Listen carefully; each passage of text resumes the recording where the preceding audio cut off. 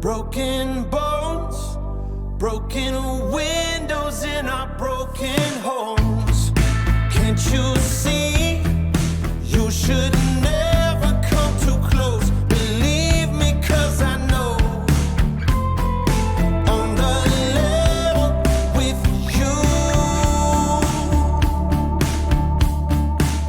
If you think that you can handle this, then you better know you're messing with savages, savages, we're savages.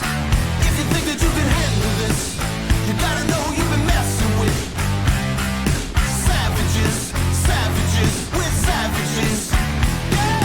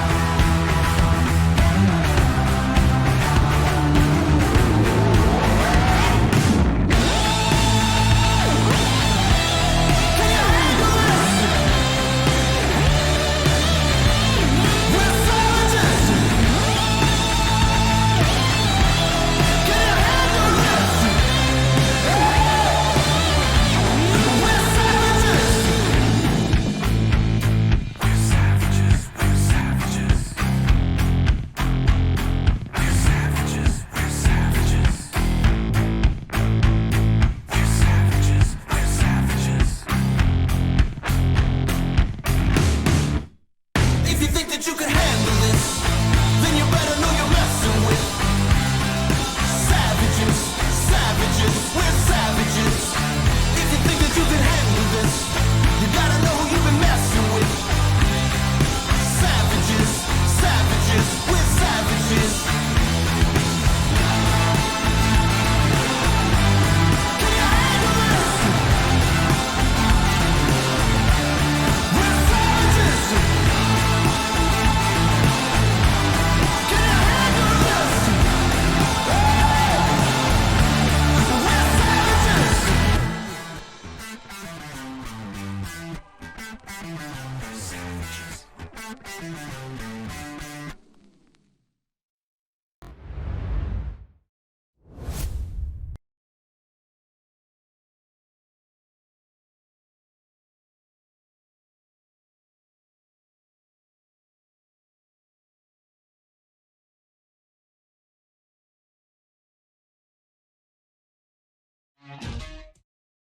Damn it, Bobby. Happy Friday, November 4th. It's Chris and Mark with the NWA Exchange Podcast, the only podcast you need to know about everything Bella Vista and beyond. That's right, ladies and gentlemen. We talk about a little bit of everything over here. Sit back, relax, enjoy your Friday night. Let's get into this. What's going on, buddy? Hey man, how you doing? I had to run Bobby out of here, man, but whatever, man. Like, damn it, Bobby. So, when you said November, all I could think of is like turkey with all the fixins, I man. know, man. Halloween is over, and we're on to the grind to Black Friday sales, man. And I know. And before you know it, I mean, Christmas will be upon us. Yeah, all the Christmas decorations have been out there in the stores for a while already. So I saw some Christmas decorations driving around Bella Vista already, man. Like it's a couple of days after Halloween, and snowmen are up. Yeah, yeah. Bring on that Christmas cheer. I think we needed a little bit more this year than ever, and we have to remember Jesus is the reason for the season. Yeah. So totally agree with you, man. Yep, absolutely. So, without further ado, with our normal format, Mark, go ahead and, well, first off, how are you doing this week? I'm doing great, man. Right. This weather's been just fabulous. Early part of the week, it's just beautiful in the 70s, man. I'll take that all day long, you know? Man, I've got like this little allergy thing going on from the dust and just the dryness. I did enjoy that rain we got over the last weekend. Yeah.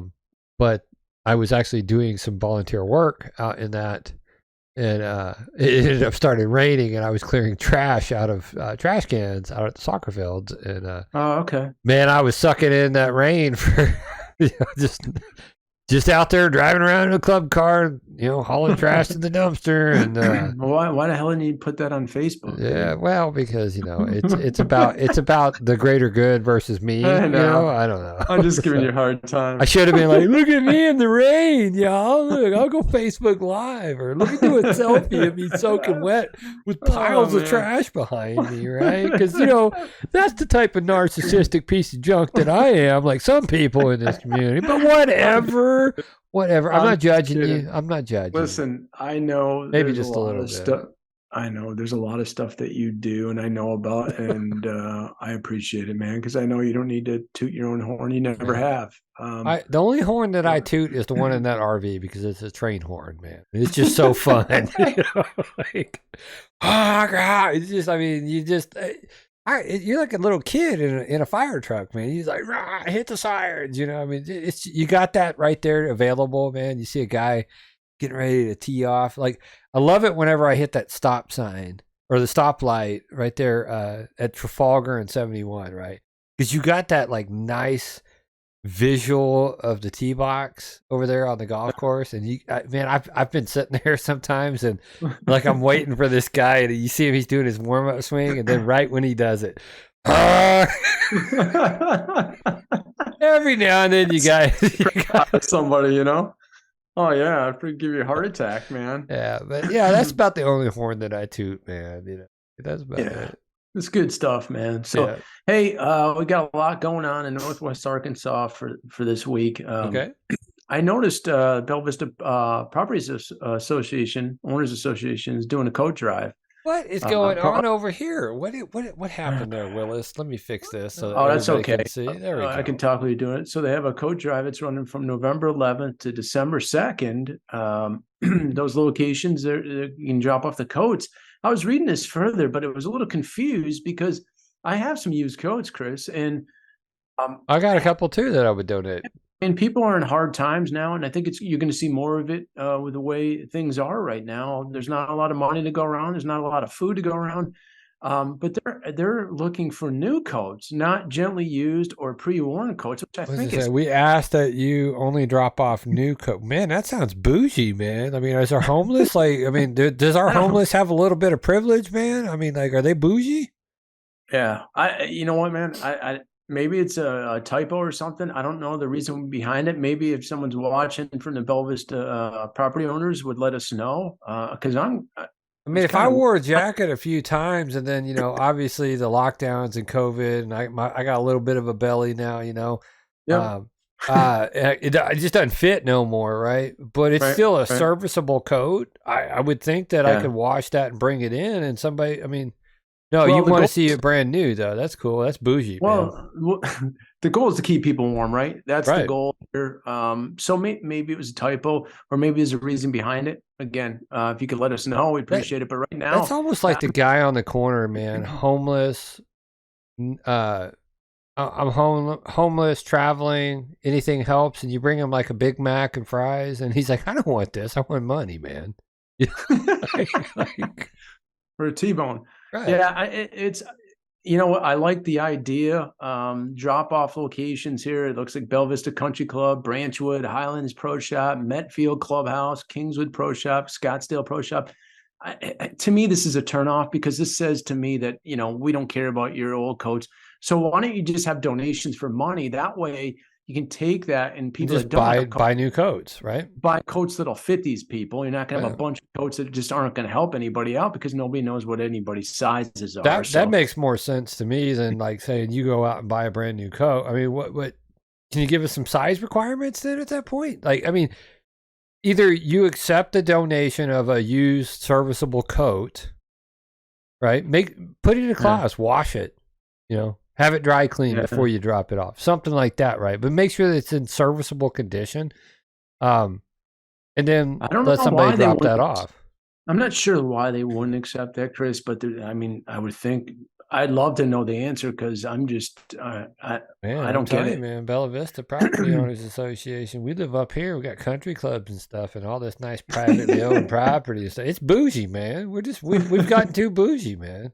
So So you moving know, along, yeah, hope, mule.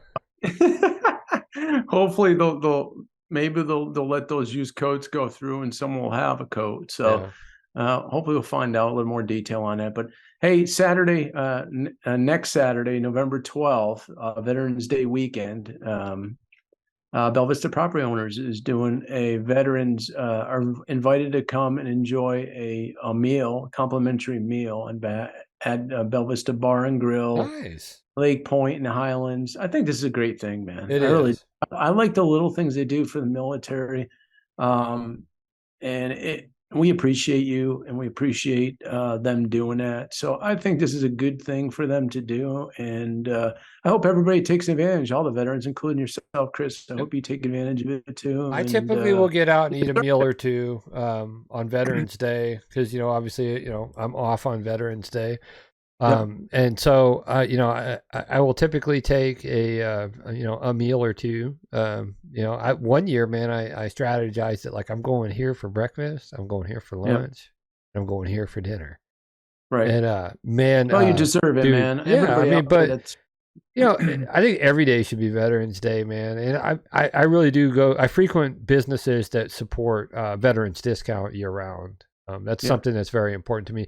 Some companies they'll give you a veterans discount on Veterans Day, but I think that I mean, like Lowe's here in Bella Vista, man. I mean, like they give you a veterans discount every day of the week. right, At a minimum, it saves you on taxes. You know, right. so Yeah. but I'm happy to see that the Bella Vista POA is doing this. Bella Vista Bar and Grill, I've eaten there several times. Love their food. The Yeah. Reuben is really great there. Highlands Patio and Pub. Yep. I have not made it out there, but I've been to Lake Point a couple times. Yep. Thank you very much to the Bella Vista POA for actually doing this year, and I appreciate it. Yeah, good stuff. So, the Veterans Day, you're right, falls on November 11th. It's Friday. So just a reminder, city offices are closed there. Then fast forward a few weeks, we're going to Thanksgiving, the 24th, and the day after Thanksgiving, city offices are closed. So if you have any business, excuse me, get it done as soon as possible. Yes, sir. All right, I have our favorite budget buster box 10. Frugal Friday. I can't help it, but this ad is running from November 2nd to the 8th. Now, here's the bonus here, man. A whole half boneless ribeye for $5.15 a pound. Oof. So this is what I want you guys to do, okay? I want you to buy the whole one, right?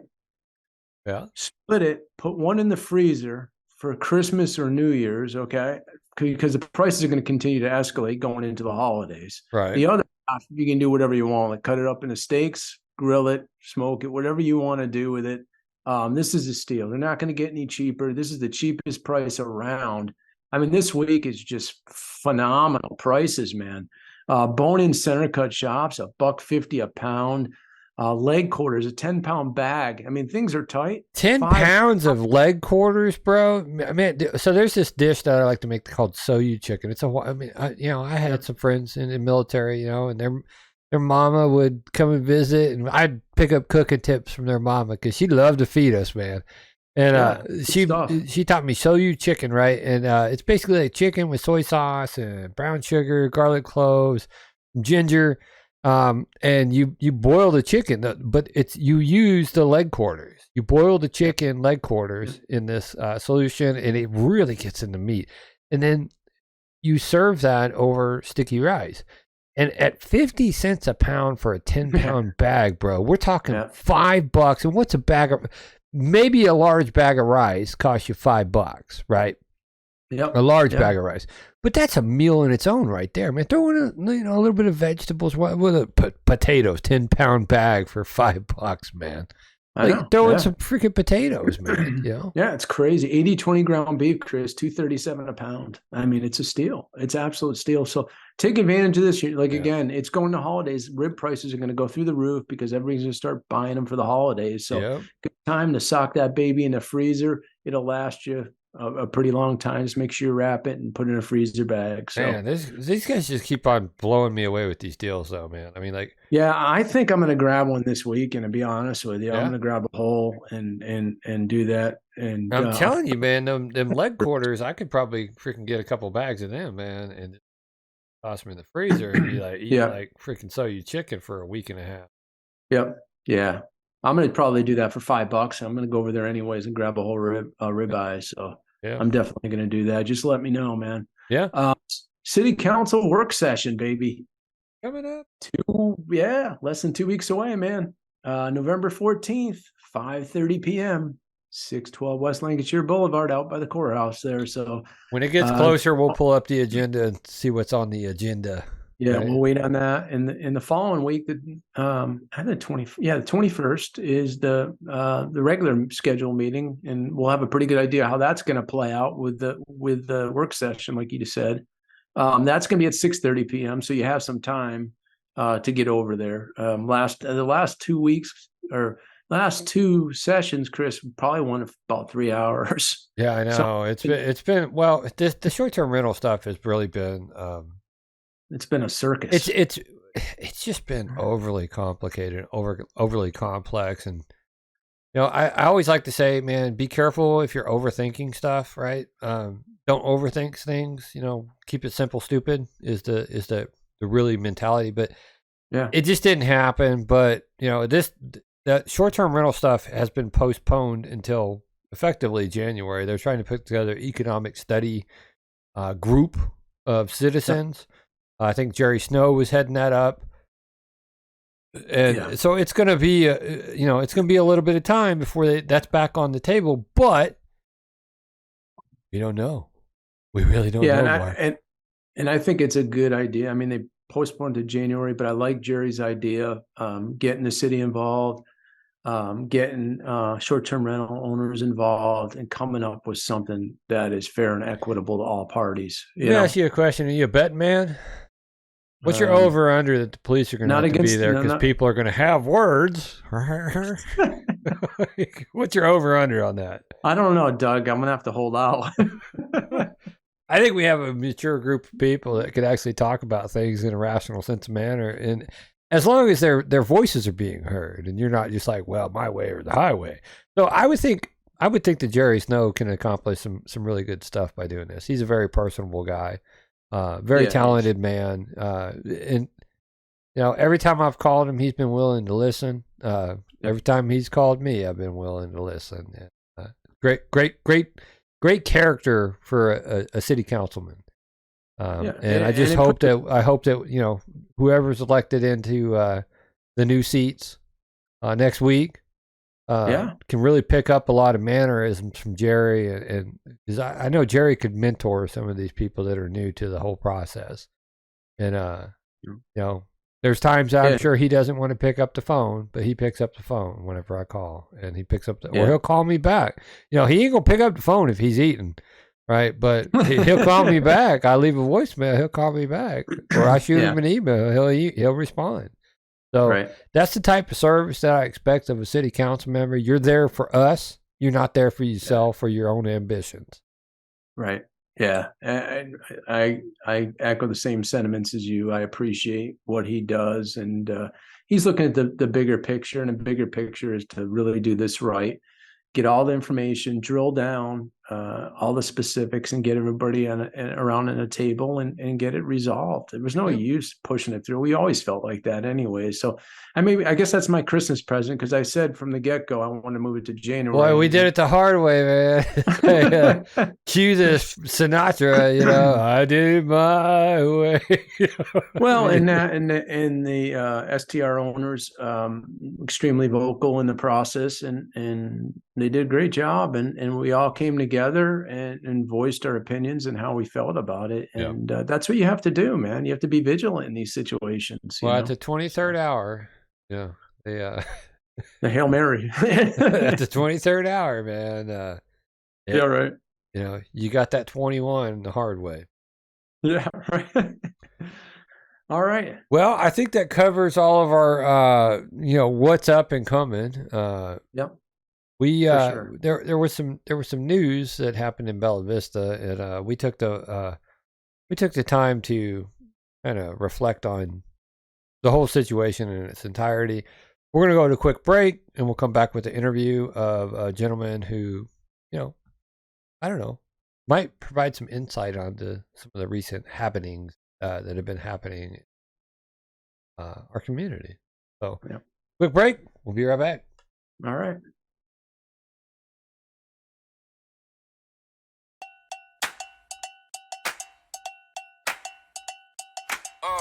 It must be the way I walk. It must be the way I talk. You know I got something to say, and I can keep going for days. Yeah, call me up if you need a little sauce, baby. Follow me if you get a little lost. I'ma put the money in the toll on the road. You gotta pay the cost to be the boss. Boss up, come on, boss up. Come on, boss up. Come on, boss up. Never been down on my luck, boss up. Come on, boss up. Come on, boss up. Come on, boss up. Never been down on my luck, Nah, nah, nah, nah. Nah, nah, nah, nah. Nah, nah, nah, nah. I got what it takes, got what it takes. I don't wanna slice, want the whole cake. Make the money move, that's my forte. Then I'ma take off for the whole day. I'm just weighing all my options. Looking at my watch, hit me back when it's popping. I've been on top cause my stock never dropping. And this is for the ones that been watching. Boss up. Come on, boss up. Come on, boss up. Come on, boss up. Never been down on my luck. Boss up. Come on, boss up. Come on, boss up. Come on, boss up. Never been down on my luck to the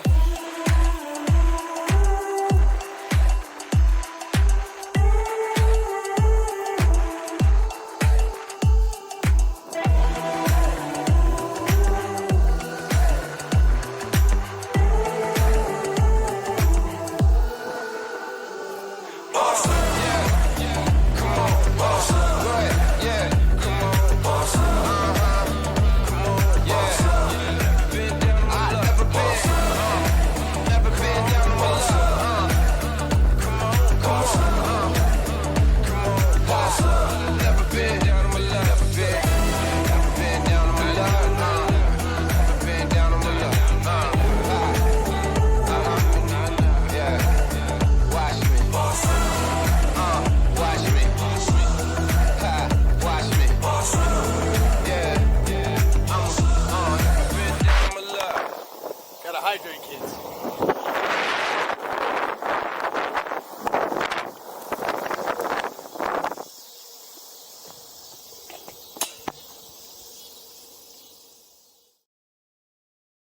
So, Mark, it's been kind of a sad week for Bella Vista.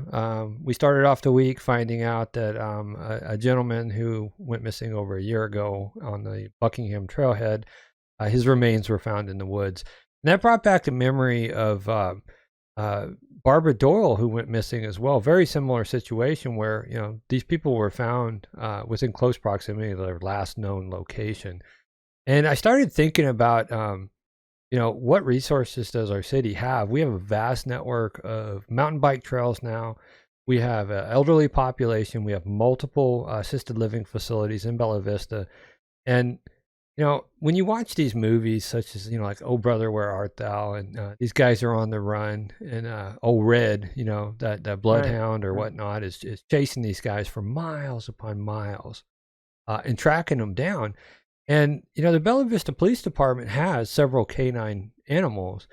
I don't know what these dogs are certified in, but it's apparent that the dogs are not being used for searching out missing people. And so I reached out to a gentleman, and we know he's the former head of search for the state of Ohio, FEMA, I believe. And he's very qualified with handling animals. He's got multiple years of experience with scent tracking canines. And I figured let's go ahead and bring him on to educate us on maybe some resources that our first responders in Bella Vista are lacking in, which could serve a great public need for locating people in a timely manner. Without further ado, I'm going to go ahead and bring on my friend Gary Broberg. All right, sounds good. Hi, Gary. Good evening, Chris. Good evening, Mark. Hi, Gary.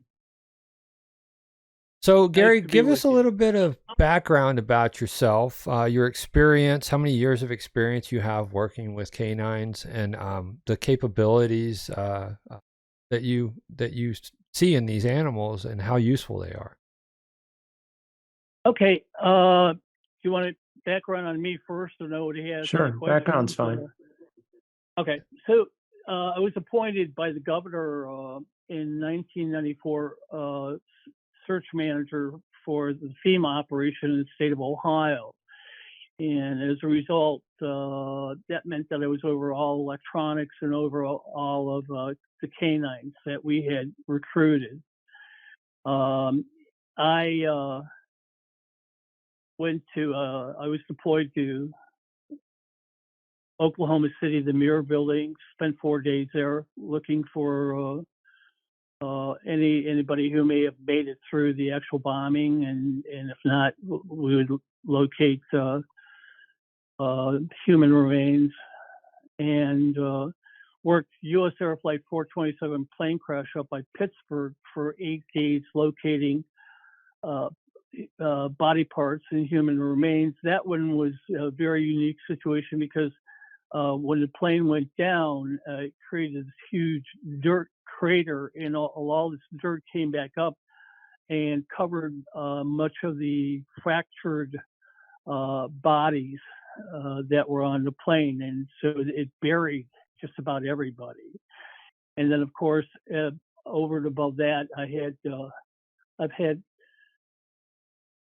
6 documented body finds and 1 live find person from a nursing home. And so that takes me back to now. I don't really do any training for basic individuals. I've worked with sheriff's departments and other law enforcement agencies. They pretty much, dealt with drugs, and of course, not being certified police officer, I didn't work with drugs at all. But missing people, that's what I was called to work with. Okay. Hey, Gary, you're in law enforcement, and were you a firefighter too, or?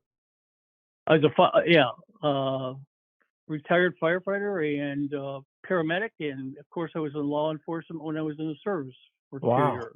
So you're pretty well rounded. So, yeah, I'd say so. And I've taken some of the best, received some of the best instruction, and of course, one of the most important things that I learned was the preservation of evidence. Okay. And that's what we needed to, guard, with all our might, just to make sure that it was not tampered with, and if in fact it was a murder or something like that justice prevailed. So. Okay. So in one of the situations that we had that happened in Bella Vista within 30 days of each other was the nursing home. So Barbara Doyle was last seen, I believe it was August 12th, Mark? Yes, it was August 12th. Yep. That's when she was reported seen, walking out of the assisted living facility. In a situation like that, if that call goes out to emergency services, would a dog be a good resource to start off an investigation? Absolutely. I mean, one of the individuals that we located was a man named Willie who left his nursing facility and had been gone for and not seen for 10 to 12 hours, and they had brought dogs in. That was the police department to try to locate him, and they were unsuccessful. And I understood that they were not the appropriate type of of breed of dog, and the handler had they were trained to do bite work, and the handler didn't want them to have his dog get loose for some odd reason and start biting a very innocent person. Their police have a very, very dismal record in locating innocent missing individuals, from children all the way up to adults, because they're afraid when they come upon that innocent child that their dog is going to bite them. And Yeah. so that's why they just don't, their hearts aren't in it. So, I believe that new animal they received, he's how do you pronounce Belgian Malinois? Malinois, yeah. Malinois. Okay. That and I think the other canine that we were aware of is of the same breed. Is that a good breed for this? Or I mean, because you bring up No. breeds and bite No. trained. Can you explain that a little bit? But there, you have to look. First of all, you have to look at what has the dog been bred for. Has it been trained for protection? Has it been? Because like you have a Pyrenees, which is a huge dog which guards against wolves, going and eating sheep. Yeah. You have a little rat terrier whose job is to go into holes and get rid of all the rats for the farmer. So every dog has their particular passion and their set of skills that they're capable of using. And the Belgian Malinois is a protection guard dog. Okay. And all the police departments are going with it. They're wonderful dogs for the job that they do, but not for going out and finding missing innocent people. Their job is to bite and attack and protect its handler. In some cases, they'll make a mistake and bite their handler or bite the police officer who's with them, because they're so wound up. Yeah, well, they're in pursuit mode, where they fight or flight right there, right? Oh, and yeah, absolutely. And But, so I could see why they wouldn't now deploy those in a situation where you Right. have like an elderly woman that's lost in the woods, because of Right. that fear and liability, obviously, of the dog mauling someone. But there's other breeds, and I think you're going to talk about those type of breeds, and also the work, I guess, the multifaceted abilities. Yeah. Well, I've always had Labrador retrievers, but you see, there are two types of Labrador retrievers. There's the English, which has a big, bulky head, and there's the American, which is very, skinny and lean, and they're just little. The females are much more petite, and they're very, they're just fast and everything that they do. So they're two different dogs of the same nature. I look at what's a good dog. Well, even the bulky ones, they're fine. They're fine for doing this kind of work. And the golden retrievers. Brittany Spaniel is a wonderful dog for finding missing people. Our sheriff's department went with a German short-haired pointer. Personally, I wouldn't have done it, but they enjoy the dog, and they think it's skillful in what it does.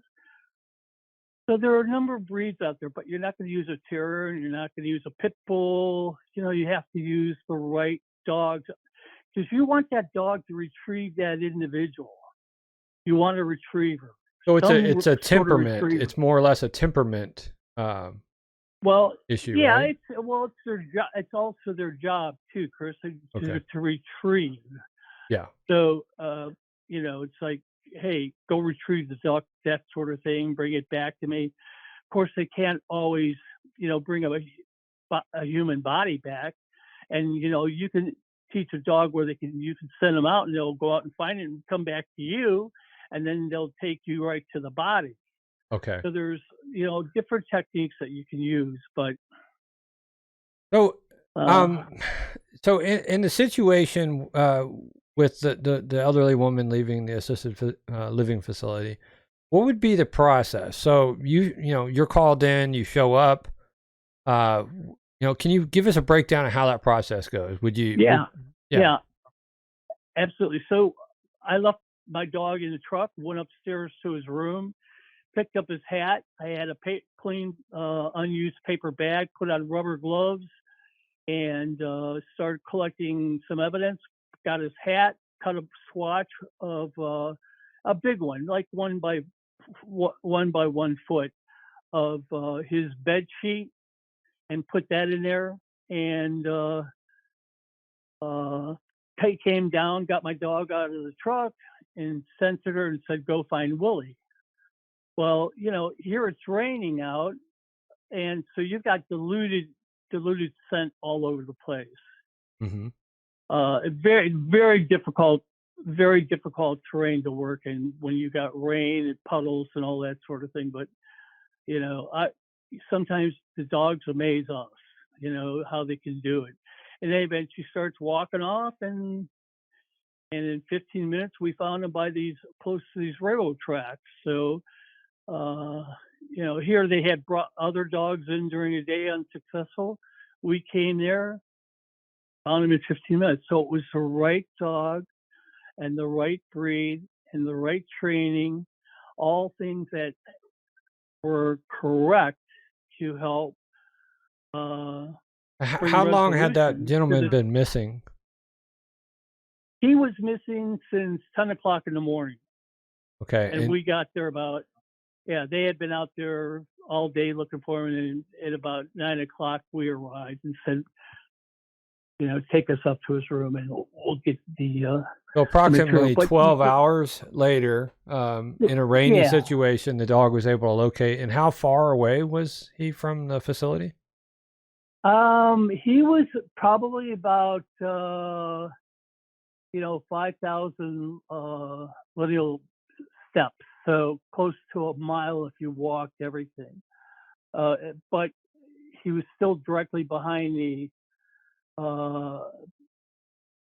actual nursing facility, which was like 8 stories. So even though we walked a mile along his track, technically from where he was to the building straight on, if you want to call it air feet, that would have been maybe a third of a mile. But okay. People don't fly; they walk, and they walk around obstacles. Right. So the dog was basically tracked him approximately a mile, in distance from the last known location, and found him alive. Yeah, and here's the thing: a bloodhound tracks. They don't use any air scent at all. Okay, but the lab will not only track; it will air scent. So its nose is to the ground where there's a track, but it's up in the air when the actual scent is in higher vegetation and it's not on the ground anymore, or let's say there's a larger amount of scent in vegetation, so the nose goes up in the air. So it's whatever that is good for the dog to make it work the best. So, Mark, you've got some questions about the second instance. I'll let you go ahead and ask your questions to Gary as well. Yeah, we had an incident happen. We had a gentleman that was missing. It was last September, Matthew Lufkin. Over here at a Buckingham Trailhead, actually where I live, didn't know anything about it. I pulled in to go home, and there was vehicles everywhere, police, EMS, media, all kinds of people, and didn't have an idea what was going on. I went, pulled into the house and talked to my wife. I said, "What's going on out here?" They said, "There's someone out there on the loose with a gun."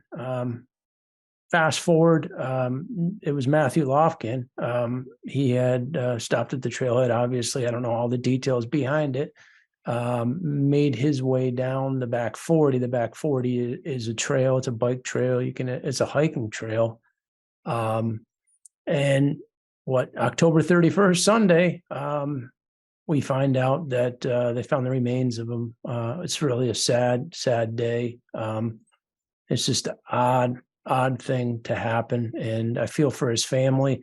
They found his skull. They found other fragments, bone fragments, and his clothes. But I think what struck me as odd is apparently he got out of his truck, and I can't remember what the kind of truck it was, but in any event, he was out of the truck and made his way down. And I just noticed that the next morning I was driving back out onto Trafalgar, going to work. And I looked to the left where the parking lot is, where the trailhead is, and the truck's still there with the door open, which I thought it was just the oddest thing. Yeah. So what happened the day before, it was probably less than that. I would say about 14, 15 hours. Truck door was open. I'm not sure what happened after that. When I came back that night, the vehicle was gone. But it's just a sad thing to see happen. Nobody knew what happened to him. He went down that trailhead. I'm not sure if he got disorientated, but the information that was provided us when I pulled into the trailhead was he was armed and dangerous. So then I heard probably the day later that he's suicidal and he was only a danger to himself. So there was a lot of conflicting information there. I wasn't quite sure what happened, but it saddens me that I live literally on the Buckingham trailhead, and that it's possible that he was still down there, maybe got hurt, whatever, and died by himself. And all those trails down there that nobody saw him or nobody, it's just a tragic thing that happened, Yeah, very sad. But one of the things that you mentioned that's I have a query about is the lack of preserving potential evidence. And you had a door that was open on his truck, and that is something where a forensic team should have gone in and cleared it, not the police at the time. They should have gone in and cleared that truck or had it towed away.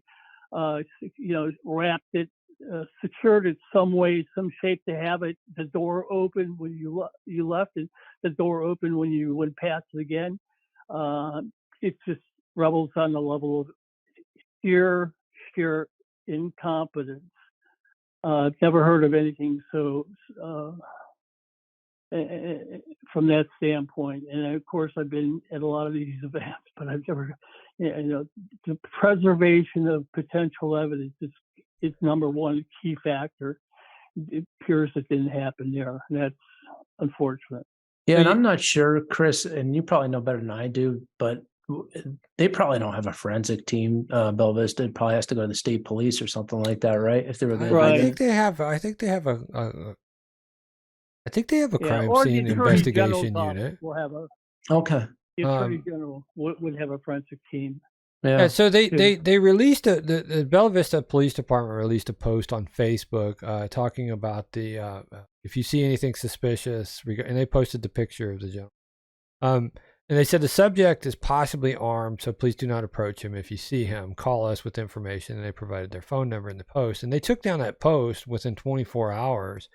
And people were inquiring if the gentleman had been found. And basically said, well, we don't believe he's a harm to anybody. And it seems like the search was off for him at that point. And to know that he was down there and potentially if he's armed and dangerous, I understand, people want to exercise caution. But when they determined that he was, not a threat to anybody else, because they made that statement, I'm just taking their statements. Wouldn't you think that if his vehicle was left there, one, you would shut the door and or maybe even monitor the area to see if he comes back. But two, once you determine that he's not a harm to anybody, wouldn't you want to say, okay, well, we have a person that's missing now, and this is their last known location, and treat it as a missing person. So a search and a dog, a scent tracking dog, and a handler would be probably the first step that you would do when you determine that, okay, we're treating this as a missing person. Perfect. And you don't need a whole bunch of dogs. You just need one good dog that's, been trained properly, and it's the right breed of dog. I just want to mention this, that, that is a very, very, very sad situation. Very, very sad. It rubbles on the level of a Keystone Cops operation. It's very, very sad.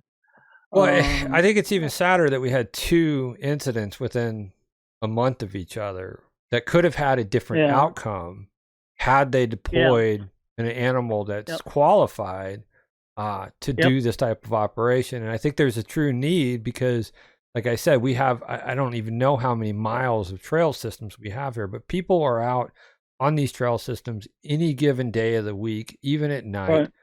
Right. People can fall and suffer a mechanical failure. And their last known location is possibly that trailhead. So that they went in, but they didn't come out. What would be the tool that you would use to see if we can locate this person? All right. One dog, and that's it. Just one trained dog. And let me tell you this, Mark, I know what you're talking about. I was there. I walked those trailheads with my dog, so I know that area. Okay. I know exactly what you're talking about, and it's a perfect opportunity for people to walk in, but now walk back out because they fell or who knows what.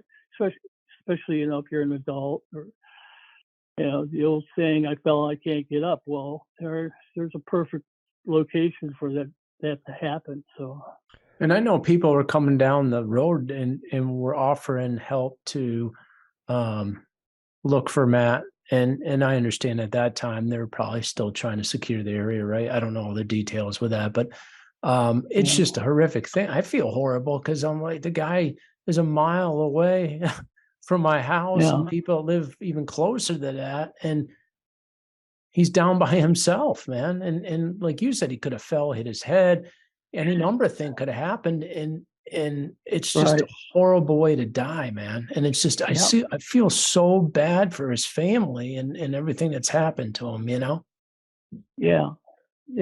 As you'll see, there's if you get a chance, read the one article I sent you about this Richard Cave who got stuck in quicksand. I don't know, bog, and he was there for a week before we were able to find him. Now, my dog was right on it the very first day from the watershed, but again, and they had all kinds of dogs in there before we came in. It's like you're still learning. You can't learn everything from just one, finding one body or finding. Looking for somebody and finding a live person. It took us 8 days, and my dog, once we got my dog into the location, she took us right to it. So it's just a lot of learning experiences. But Gary, can I ask you a question? So absolutely. Volunteer agencies, this one where you located a hiker, and I'll pull this up for our viewers. Just to give them some context of that specific situation. But this one where you've found the scent earlier in the week, you were a volunteer for the FEMA, and is there a network or a resource where officials can reach out for assistance with volunteers? I mean, is there like a database of people with qualified dogs, or is there a program where people could get their dogs qualified and certified? What would be the process to mobilize people and locate assets in our local area that are qualified and capable? Well, I'm pretty sure, that there is not a FEMA task force out of Arkansas. There's like 26 or 28 in the country. And like, for example, California has 2, Ohio has 1, and New York's got 2. So a lot of it eaten up by those huge big cities. But my suggestion would be to contact, you've got dogs that are being trained by the state. Okay, those dogs are generally pretty good. Okay. And the handlers are pretty good. They're pretty serious people. At least they are here in Ohio. And I would probably, contact them and see what, in fact, they suggest, who they can come up with. Everybody wants money. The only time I ever got paid was when I went to the Muir building. I got paid fireman's pay, but every other time I was strictly volunteer. But you do it for a purpose. Hopefully, I'll shake hands with God a little quicker when I depart this world. And you'll see some of the people who we were able to recover and for their families. So, Yeah. but just getting back to that, you've got to best thing to do is to reach out to the state first, and you don't want to deal with like any sheriff's department or any police department close to where you guys are at, because they're all buddies. Okay.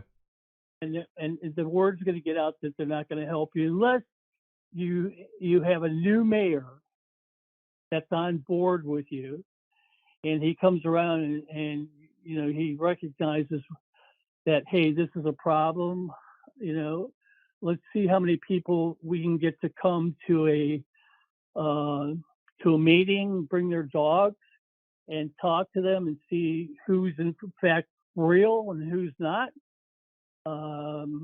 When I talked to Chris before, we talked about some military people who had a little bit of a background, but and getting the mayor's support on it. Forget the police department. They don't want you to interfere in their business. They don't want you.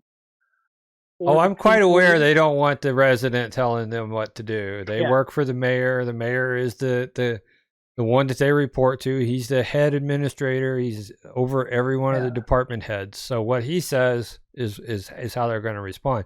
And I think you're right. I think getting new leadership in the city, and I would say, man, 2 people going missing in the woods in Bella Vista and remains found that's justification to kind of start looking at what are we doing wrong. The fact that this person was missing for over a year, with the amount of people who frequent these trail systems, that's also a factor in this. And I think that, there has to be some resources available. And if we don't have the resource, then we need to ensure that we have the resources to locate our population of people that are vulnerable and at risk of walking out and suffering a mechanical failure in the woods. Right. Well, Chris, this group has got to be sanctioned by somebody so that the police can't kick them off of site or something like that. The police don't want them to get the credit. They want to get the credit, or they don't want anybody to get the credit. Well, trust me on that. I would think that it's about actually protecting and serving, and it's not. Sad. It's not. So, Gary, you've been doing this for a long time, and since 1994. So the certification process, what does that look like? So, say you have an animal that you have been training, or say there's a trainer out there that has trained several of these animals. I mean, you think about, we have dogs that are, we have bomb sniffing dogs and in airports now, right? And you have all types of different disciplines for the animals. But what would be the process for getting it certified? Or is there like an official certification for scents? Well, I do know this. FEMA is the only ones that I know that offers a certification for human remains dogs. Okay. That's the only entity that I know. However, you know, you again, city council can sanction, or the county can create this canine task force, the civilian canine task force. And, Yeah, I would think that it really boils down to, somebody's been working with their animal, and the city council does a demo day, and I don't know, we have some the firefighters have bunks and they have bedrooms. The new fire department that they, has individual rooms for these firefighters. So I think that we could probably say, it would be safe to say that we could play hide and seek and have a firefighter go play hide and seek with the dog. And that's, okay, you found this firefighter, or different firefighters, you found all 6 of them. Good dog. Yeah. That's a perfect idea. Bringing the fire, having the firefighters have dogs.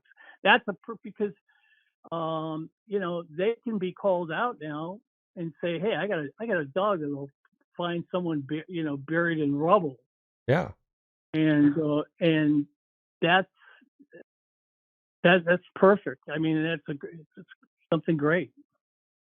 So, I think, Mark, we've got some work to do, man. We got to put together some proposals and get it up in front of city council to say, this is unacceptable. We need something to be like, we need some resources. I get it. You guys like your Humvees and your MRAPs, and your new fire trucks and stuff like that. But, and they all serve a purpose, but what's another tool in the arsenal? And that would be actually including people from the community to serve a purpose, to locate people. Yeah, totally agree. It's just like that idea about the firefighter, Chris, that you just came up with. It's absolutely excellent. There are a couple buildings that burnt that were teetering on the level of maybe collapsing, and we weren't sure if there was still anybody in the building at all. And so my dog and I went in to the actual building to see if we could find any human remains or anybody alive. So it happens all the time where you'll have a fire. You got dogs that are detecting incinerary product. Now that one's very, very sensitive. And I'd almost stay away from that, because there's quite often not enough investigation that goes along with it, and they rely on the dog, and it doesn't work the way. Yeah, I'd stay away from the incinerary product, but from a standpoint of finding people under rubble and all that sort of thing, like you may have some companies down there who manufacture cement, huge sewer systems. Yeah, we have companies that do that here in Bella Vista. We have a concrete company, and we do have a quarry on the northwest side of Bella Vista as well. That produces rock and stuff. Well, the very first FEMA course that I took, we had those kinds of sewer systems, and so we'd have people crawl in them, and then we'd have the dog identify from the top or go inside and find the individual. And those are great systems. I mean, great training tools to have for the dog. And I got to tell you, if you talk to the fire department, they probably, as long as they knew they got the blessing of the fire chief,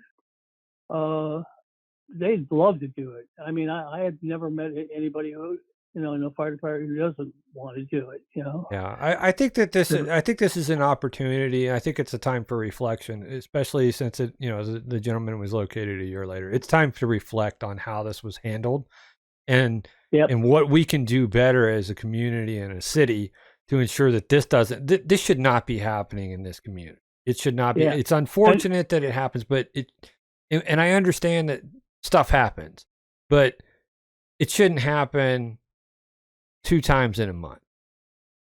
No, hey Chris, What's the population of Bella Vista? Is it like 36,000 or something like that? A little over 30,000, 31, 32,000. I'd say something. You won't find another city, 30,000 population, that has 3 people missing within a year. Maybe in 10 or 20 years, but not a year. That's extraordinary. That's a high percentage rate, is what I would think. I mean, very high. You know, and so it's unfortunate that, you know, that we just keep doing the same thing, expecting different results. By definition, that's the definition of insanity, right? And I think that this is a good opportunity to reflect on this. I know we have multiple city council turnover happening in this election cycle, and we have a new mayor that will be elected, you know, next week. And so, you know, we have an opportunity to put something together that I think will be a huge asset for the community. Like I said, given just the way that Bella Vista is now with the trail system, you know, assisted living facilities. Here's what I'd like to do. I'm willing to commit right now, my time at no cost. I'm not going to come down there, but we can do videos, and in many cases they're almost as effective. Where I can evaluate dog behavior and all that sort of thing, and tell the handler what he's doing wrong, what he should do to correct the behavior, and I'd be happy to give you my input on those sorts of things for nothing once you find your team. Yeah. I think I think where it starts is we have to put something together to propose to the city council and the new mayor, get their blessing on it, and then obviously look do a search for volunteers that are in the local area, and that could include Missouri, because we border Missouri, right? But in the local area, somebody who could show up, like, I mean, with your instance, you know, it was approximately 12 hours that the gentleman had been missing, and you've had a successful location on that person. That doesn't seem unrealistic that we could mobilize somebody in the area, have a list of people to call out when you rule out that this is not really a crime scene, but it's a missing person at that point. Let's at least try. You know, right? It's the right thing to do. It's the moral thing to do. I mean, it's loving your neighbor and looking out for your neighbor. Absolutely. You bet. Absolutely. Well, sir, we appreciate your time. As always, you know, it's a blessing knowing you. You are an awesome resource of information, have always been, and you know, we will definitely be looking out for your input in the future if we can get the blessings of the city in this endeavor. But I think this is a great opportunity for us to, you know, make a recommendation that's gonna do a good thing for Bella Vista. Yeah, thanks, Gary. We appreciate you taking the time tonight with us. Yeah, and peace and blessings to you, Chris and Mark. You guys are doing a phenomenal job down there, and they don't know how lucky they are to have you guys, really. Well, we appreciate that. And it's not luck; it's fortune. It's the fortune of the citizens. I mean, it's so wonderful, just wonderful that you're down there looking over, you know, being one of their guiding lights. So we're trying. We're just a resource, you know. Yeah. We're just a resource. That's all I'm happy to be a resource to anybody in need, and happy to objectively analyze things and say, where can we do better? Right. All right, sir. Well, you have a wonderful evening, and this will conclude our interview with you, sir. Thanks, Gary.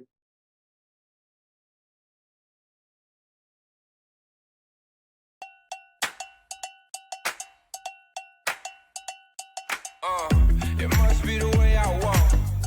It must be the way I talk. You know I got something to say, and I can keep going for days. Yeah, call me up if you need a little sauce, baby. Follow me if you get a little lost.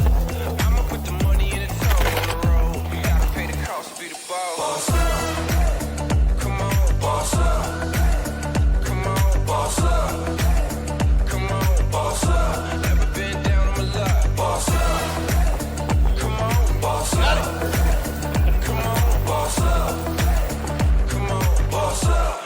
been down on my luck. Nah, nah, nah, nah. Nah, nah, nah, nah. Nah, nah, nah, nah. I got what it takes, got what it takes. I don't want a slice, want the whole cake. Make the money move, that's my forte. Then I'ma take off for the whole day. I'm just weighing all my options. Looking at my watch, hit me back when it's popping. I've been on top cause my stock never dropping. And this is for the ones that been watching. Boss up. Come on, boss up. Come on, boss up. Come on, boss up. Never been down on my luck. Boss up. Come on, boss up. Come on, boss up. Come on, boss up. Never been down on my luck to the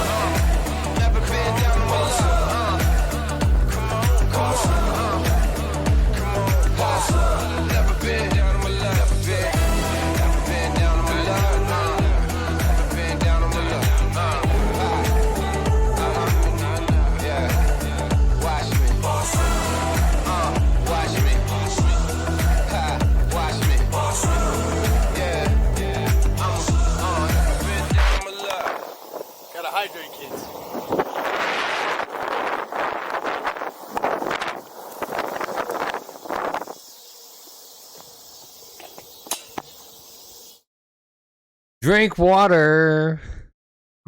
Drink water. Hydrate, kids. So, I mean, like, I really, I'm blessed to know Gary. The guy's got a multitude of experience with his firefighting, his military police background, his canine experience.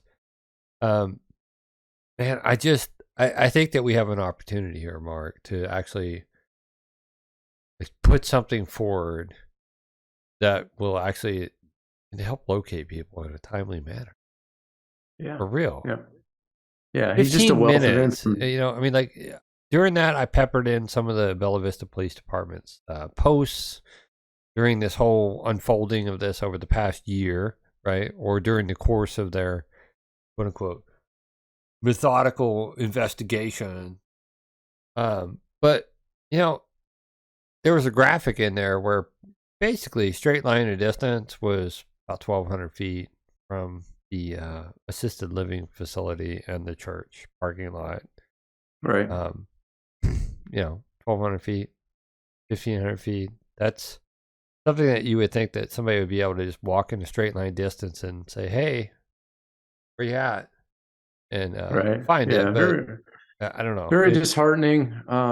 Gary, he's a wealth of information. I'm so glad we had him on tonight to break this down, because he's like I said, he's so well-rounded in that area, and we can do better as a community, Absolutely. We can always do better. We strive to do better every day, right?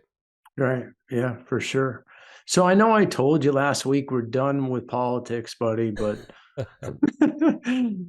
we have the saga continues, doesn't it? I know, but we have the statewide ballot issues I wanted to hit on and just go over those quickly. And so people are pulled up. Yeah. So issue 1 allows the state legislature to call itself to extraordinary sessions upon a joint proclamation of the Speaker of the House and the Senate, President pro tempore, or B, upon proclamation signed by 2/3 of the members in each chamber. That would be the House and the Senate. Issue number 2 requires 60% supermajority vote of approval for initiated constitutional amendments and initiated state statutes to be adopted. Issue number 3 amends the state constitution to provide the government shall not burden a person's freedom of religion, even if the burden results from a rule of general applicability. And issue number 4 legalize marijuana for the use of residents 21 years of age and older and authorize the commercial sale of marijuana. So what does this mean, people? What does it really mean? We got that. Arkansas issue number 1, legislative authority to call a special session. Amendment is on the ballot in Arkansas as a legislative referred constitutional amendment on November 8, 2022. A yes vote supports allowing the state legislature to call itself into an extraordinary session upon a joint proclamation from the Speaker of the House and the Senate President pro tem, or upon a proclamation signed by 2/3 of the members in each chamber. A no vote opposes allowing the state legislature to call itself into extraordinary session, thereby requiring that all extraordinary sessions must be called by the governor. So we're putting the power in the hands of one man versus our elected legislative representatives. So I would think that the way to vote on this would be a yes vote, because one man doesn't hold the keys to the kingdom. We've seen that one man can be corrupt, one man can be very fallible, and one man can actually stall appropriate processes, right? So by giving this power to the legislative branches and the members of the Senate and the House, they can call it when they need to call it to fix a problem ASAP. That's the way I read it. Yeah, I agree with that. My only question was what deems extraordinary? I mean, that should have been a little more detail on that. It's vague. Probably should have been put in there, because I'm sure a lot of people had a question on that, but I totally agree with you there on that. I'm not down with one man calling the shots, man. I'm down with the people that I elect out of the representative areas that I'm voting in to actually be able to have the ability to call a special session to take care of a situation such as, I don't know, the stump dump, right? Maybe, I don't know. I know I bring that up all the time, but I lived through that. So don't judge me, people. You're still living through it. So still living through it. The 60% supermajority, go ahead. Yeah, 60% supermajority vote requirement for constitutional amendments and ballot initiatives. Right now, I believe the supermajority vote, or I believe it's just written that like 50 plus 1. Right. Yeah. Would So be majority. You can gerrymander 3 or 4 votes in and get your way all day. I like this. Yeah, I like this because you got to get that extra 9% or whatever it may be over that majority. So and so a yes vote supports requiring a 60% supermajority vote from approval of voters to adopt constitutional amendments, legislative referred and citizen initiated state statutes. A no vote opposes that, and that basically turns it back to the 50 plus 1. Right. Yeah. And so and we know that people, man, they gun deck these, like if it's a citizen thing, right? They go out there, they do door knocking and show up at DMVs to put, recreational marijuana on the fucking ballot. And, pardon my French. Yeah, I said the F word. But that's what they do. I've got actual documentation of that. If anybody's ever interested in it, somebody's standing outside the DMV saying, "Are you registered to vote?" "Yes, I am." "Well, no, I'm not." "Well, let's get you back in the DMV to register to vote, and then you can sign this petition, and we could probably offer you like a $10 Starbucks card to vote yes for recreational marijuana in Arkansas, not Bella Vista. Well, I'll do it for a man. scratch ticket, man. Man, hey, with the way the Powerball's hitting right now, I'd probably do it for a scratch ticket too, man. Yes, sir. Sign me up. Right? I don't give a shit what you're talking about. I just sign me up, man. But what I'm saying is this puts it at an advantage to the actual people and not allowing corporate interest or special interest groups to influence what should or should not be on the ballot. Right. Period. I agree. So I would actually vote yes on this if it was me sitting down and voting. Arkansas number 3, the government burden of free exercise of religion amendment is on the ballot in Arkansas as a legislative referred constitutional amendment. A yes vote supports amending the state constitution to provide that government shall not burden a person's religious freedom, even if the burden results from a rule of general applicability, right? And so this one is kind of controversial in a lot of conservatives' minds right now. It's like, well, I have a constitutional right, to practice any religion I want. Yes, you do. You're absolutely 100% right. But you live in a state, right? A state can enact any law, and you can choose to move out of the state if you want, right? They have their own state constitution. And that tells me that, okay, well, what does our state constitution say? Our state constitution recognizes religious freedoms. However, given the quandary of 2020 to 2022 with states enacting emergency powers and infringing on religious freedoms, obviously they shut down churches, right, during COVID. Shouldn't have done it, should have never been an issue. And I agree with people who say, well, I have a right to practice my religion. You do, in the freedom of your own home. Right? What this is stating is that the state cannot do that anymore. They're not allowed to do that because, well, what happened? State shut down churches, right? They're not allowed to do that anymore, regardless of even if the burden results from a rule of general applicability.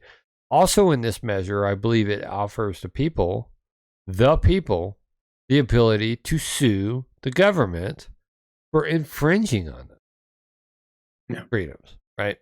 I would say this would be a yes vote. Now, there is technicality in there, right? There is one little technicality that some people are reading, and it was the burden of proof falls on the government to justify their infringement, right? But they can't. Not in the court, not in a proper court, proper operating court. They can't, right? Because it's a American constitutional violation to infringe on religious freedoms. Also, it's a state constitutional infringement on your freedoms. So if you sign this in and say yes vote, you're ensuring that you have a double down system to be able to say, no, sir, not today. I'm going to church, right? I'm having an Easter egg hunt. I'm doing whatever I want because God told me to be out here doing this. Right? Yeah, for sure. And number four. Arkansas issue number 4, the marijuana legalization initiative is on the ballot in Arkansas as an initiated constitutional amendment on November 8th. A yes vote supports legalizing the possession and use of up to 1 ounce of marijuana for persons who are at least 21 years old, enacting a 10% tax on marijuana sales, and requiring the state alcoholic beverage control division to develop rules to regulate the marijuana businesses. A no vote opposes legalizing marijuana for personal use in Arkansas. So whatever side of the fence you're on, man, it's going to go one way or another. What people have to understand here is this is a state law. Now, if federal government comes in and there's DEA, they can still legally prosecute you. So early on, I think California was the first state to do this, right, Mark? And the DEA was showing up to state-approved dispensaries, and they were shutting them down left and right, right? Right. And also, there's another factor on this. I have a friend, works, armed security. Took a really nice job, man, up in Colorado, because they weren't allowed to actually take their cash and deposit into banks. This guy was doing cash run security, right? And so there's that aspect, right? Because what banks are regulated by who? Federal government. Yeah. Right. Yeah. So now we run into a situation where you're not allowed to deposit cash money. I don't know. Like this was years ago. Whenever I talked to him, because Colorado did that shortly after California did. But like without being in line with the federal government, you open up this weird situation where you're going to have guys keeping money in warehouses. The Joker's going to show up and he's like, "Where's my 10%?" He's going to light the bottom and it all goes up. I know that's Batman, but whatever. Like what I'm saying is like, this needs to be like either it needs to be all or none. States can do whatever they want, obviously, because we are a union of states and every state has their own constitution. But don't you want this to fall in line with something that like is equitable to everybody in Arkansas and to people outside of Arkansas, because federal government will tax it as well? Right. And this is where I fall in it. I just believe this is another tax grab. This is a revenue generator. And that's the biggest thing. They got a lot of money off that medical one that they passed a few years ago, right? And I mean, like, regardless if you're pro or against it, right? I believe that there are medicinal benefits to it.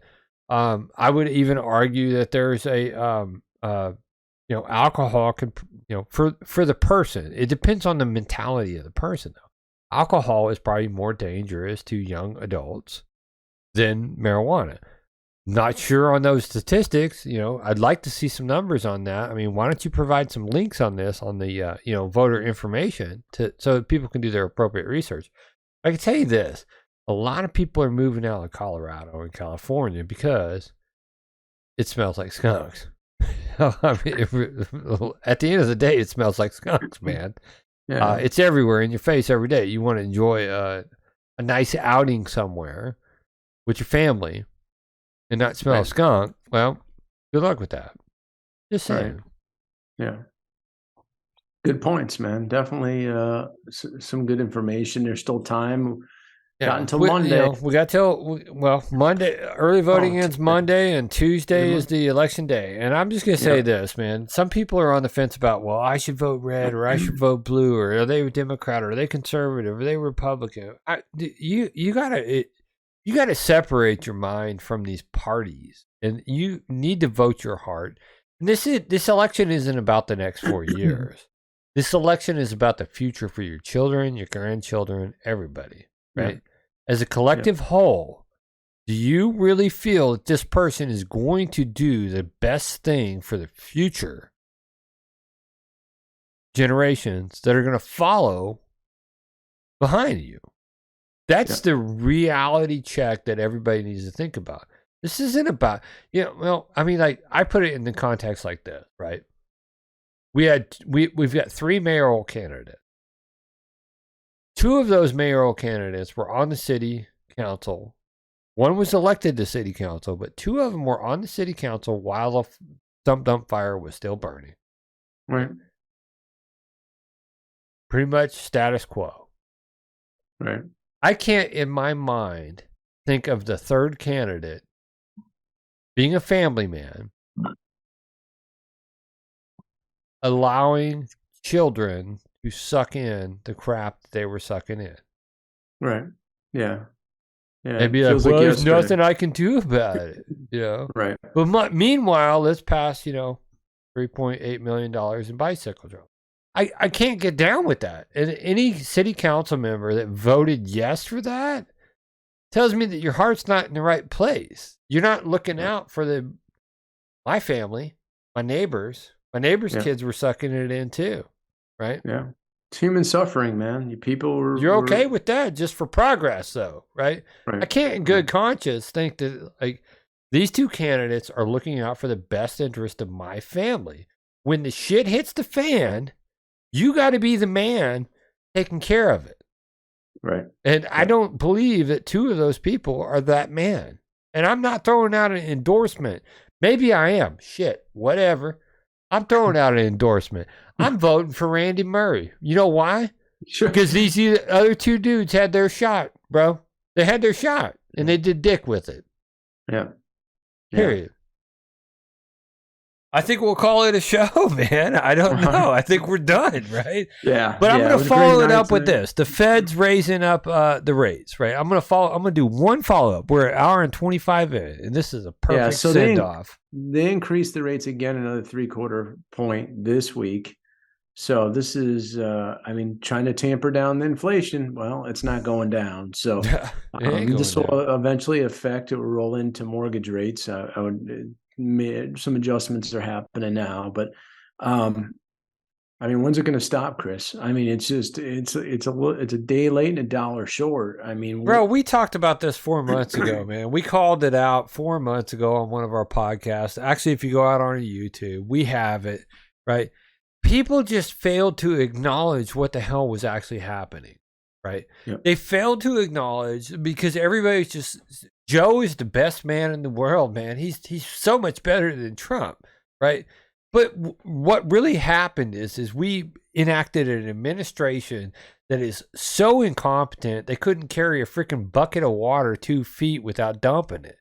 This is how bad it is. But it's even worse. They lie about it. I don't like liars, man. I've never liked liars. If I see a bold-faced lie in front of me and I know that you're lying, I don't like you. You're a freaking liar. You need to be shown for exactly what you are. And that's all we do on this podcast. We shine a light, crap that doesn't add up. It's all about math, man. And so if you go back 4 months ago, we played a video, right? Talking about inflation. Well, here we are 4 months later. Oh, but this stuff started in 2021, man. So we're just going to roll that beautiful bean footage. We'll come back. We'll pontificate on it for about a minute. And then we'll end up calling this a podcast, buddy. Are we ready? Are we ready? Let them rolling, man. I remember this. Because of our secrets and our lies. They're practically what define us. When the truth offends, we lie and lie until we can no longer remember it is even there, but it is still there. Yep. I really doubt that we're going to see an inflationary cycle. Most economic analysts believe that it will have a temporary or transitory impact. The faster than expected increase in some of those prices is actually a good sign. The overwhelming consensus is going to pop up a little bit and then go back down. No one's talking about this great, This is something that will settle down. Transitory. And the data shows that most of the price increases we've seen were expected and are expected to be temporary. There's nobody suggesting there's unchecked inflation on the way. It's highly unlikely there's going to be long-term inflation that's going to get out of hand. I don't know anybody who's worried about inflation. Over the last couple of months, we actually saw it trended downward. President Biden's chief of staff, Ron Klain, enthusiastically retweeted an economist who had said in part most of the economic problems we're facing, inflation, supply chains, et cetera, are high-class problems. What is the Granholm plan to increase oil production in America? Oh my God, that is hilarious. Well, the number one thing that the president can do is help get COVID under control. That we know is the root cause of inflation. President Biden this afternoon saying he thinks we're at the peak of the crisis right now and that lower prices are on the way. That was December of last year, man.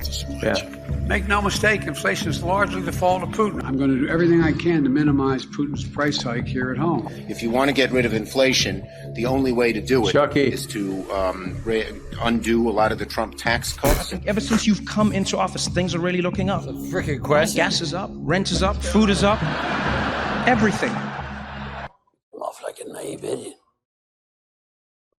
Naive idiots, not a threat. Tell you where you can go, Joe. Nobody wants you in this town. Nobody wants you around, period. Oh, look at him, fellas. You crying, boy? You crying, boy? Maybe we'll go back down to McDonald's and get you a Whataburger and some French fries. How about a Weineken? You little sissy boy! Go on now, get out of here. Danger. Tough lies. Longer recognized. That's right, baby. A little bit of wisdom for you. You've been lied to so much. You've been lied to so much, man. You're starting to believe it. From time you to need time. to. You need to shut up, there, buddy. You need to really start thinking about your future and your kids' future and your grandchildren's future. And say, man, I agree. We got to get off this two-party system and start thinking objectively and who is going to be the right person. I agree. Totally agree. Well, it was a great night, man. Monkey show, man. That's all I gotta say. It's like I'm at the circus. I have to watch this stuff every day, man. And I'm really not tuned in to national news that much. But I'm gonna say this, man.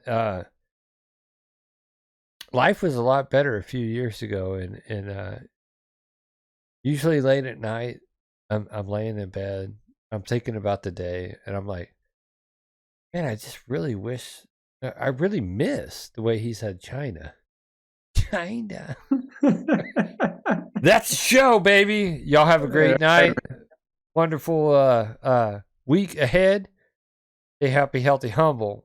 Reach out to somebody, talk to them, check in on them. Make sure that they're doing good. Check in on your mechanic neighbors. We don't need another one of them killdozer incidents happening. So if a guy's really good and got a welder, you might want to check in on him and just make sure he ain't planning something. Till then, we'll catch you next week. Same bat time, same bat channel. NWA Take care, Exchange everybody. Podcast. Remember to like, share, subscribe, tell a friend. We're here for you. That's it. Have a great night. Take a stand, everybody.